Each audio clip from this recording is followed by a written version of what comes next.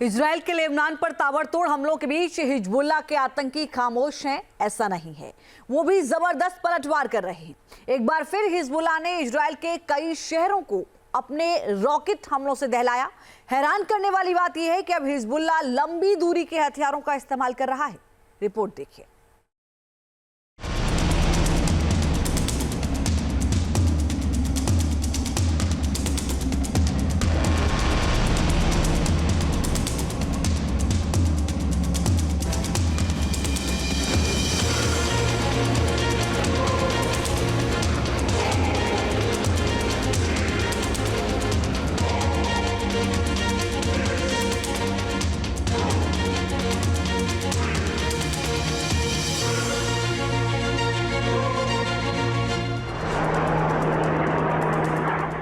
ये हिजबुल्लाह के बदले की आग है।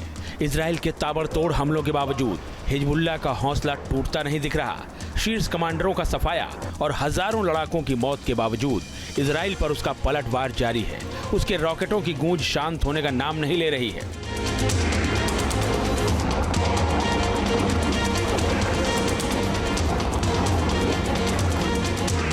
फिर थर रहा है इजराइल के कई शहर।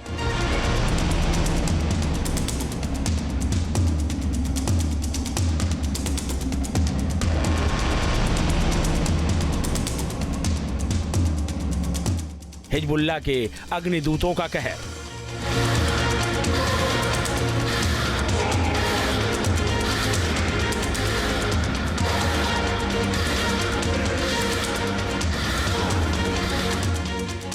हिजबुल्लाह ने अपने सेफ हाउस यानी जमीन के नीचे बनी सुरंगों से एक बार फिर रॉकेट हमले किए हैं।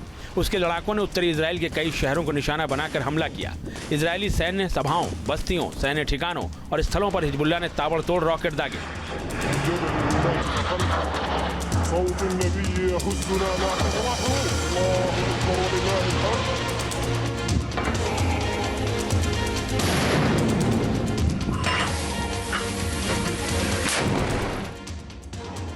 हिजबुल्लाह ने इजराइल पर हमले के लिए फादी 6 रॉकेट का इस्तेमाल किया है।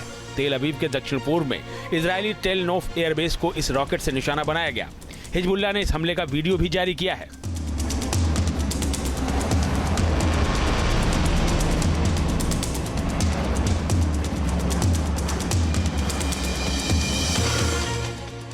लेबनानी सीमा से लगभग 145 किलोमीटर दूर स्थित तेल नोफ इजरायली वायुसेना के लिए सबसे पुराना और सबसे महत्वपूर्ण एयरबेस है। इसमें F-15 लड़ाकू जेट स्क्वाड्रन, ड्रोन और खास इलेक्ट्रॉनिक युद्ध इकाइयां हैं। फादी 6 रॉकेट की खासियत और ताकत की बात करें तो ये सरफेस टू सरफेस मार करने वाला रॉकेट है। इस रॉकेट की रेंज 250 किलोमीटर तक है। ये अपने साथ 150 किलोग्राम विस्फोटक लेकर उड़ सकता है। हिजबुल्लाह ने इजराइल के किरिया सैन्य बेस पर भी रॉकेट से हमला किया। ये सैन्य बेस फिलिस्तीनी लेबनानी बॉर्डर से 120 किलोमीटर दूर स्थित है। हिजबुल्लाह ने किरिया बेस पर कद्र 2 बैलिस्टिक मिसाइलों से हमला किया। इस मिसाइल की रेंज 300 किलोमीटर तक है। ये 400 किलोग्राम विस्फोटक ले जा सकती है। हिजबुल्लाह ने अफौला के पश्चिम में अमोस बेस को भी निशाना बनाया। ये बेस उत्तरी क्षेत्र में परिवहन स्थापित करने और प्रौद्योगिकी निदेशालय की तत्परता में केंद्रीय धुरी के लिए जिम्मेदार है और लेबनानी फिलिस्तीनी सीमा से 55 किलोमीटर की दूरी पर स्थित है। लेबनानी फिलिस्तीनी सीमा से 110 किलोमीटर दूर तेल अवीव के उपनगर रामत हाशरोन में स्थित एक हथियार फैक्ट्री पर भी हिजबुल्लाह ने रॉकेट अटैक किया। जंग शुरू होने के बाद पहली बार हिजबुल्लाह ने इजराइल की किसी हथियार फैक्ट्री पर हमला किया है।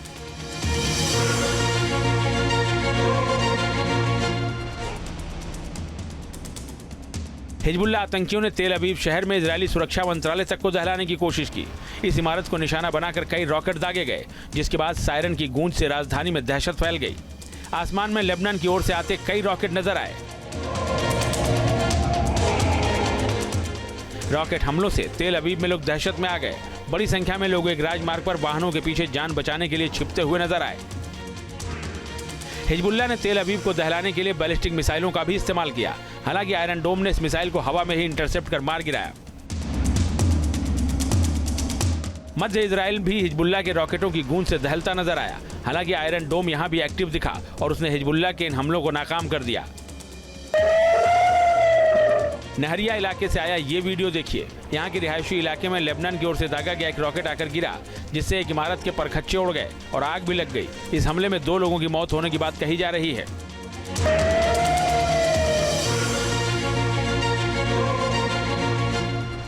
एक्सपर्ट्स की माने तो हिजबुल्लाह तेल अवीव के आसपास के इलाकों को निशाना बनाने के लिए अब लंबी दूरी की मिसाइलों का इस्तेमाल करने की कोशिश कर रहा है। वो खैबर सीरीज के रॉकेट और मिसाइलों का इस्तेमाल अपने हमले में कर रहा है। हिजबुल्लाह ने फतेह मिसाइलों को तैनात करने का भी दावा किया है, जो ईरानी मूल की हैं। लेबनान में आईडीएफ का ग्राउंड ऑपरेशन चल रहा है। हिजबुल्लाह ने दावा किया है कि उसने इजराइल के 6 सैनिकों को आमने सामने की लड़ाई में मार गिराया है। ये सभी सैनिक 51वीं बटालियन की गोलानी ब्रिगेड के थे। आईडीएफ ने भी इन सैनिकों के मारे जाने की पुष्टि की है।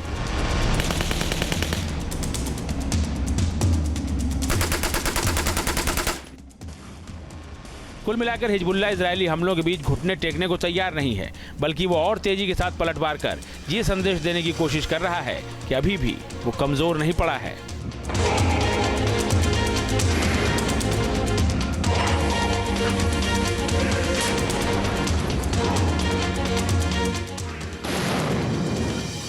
News nation. न्यूज़ नेशन अब व्हाट्सएप पर खबरों के ताजा अपडेट के लिए न्यूज़ नेशन के इस QR कोड को स्कैन करें।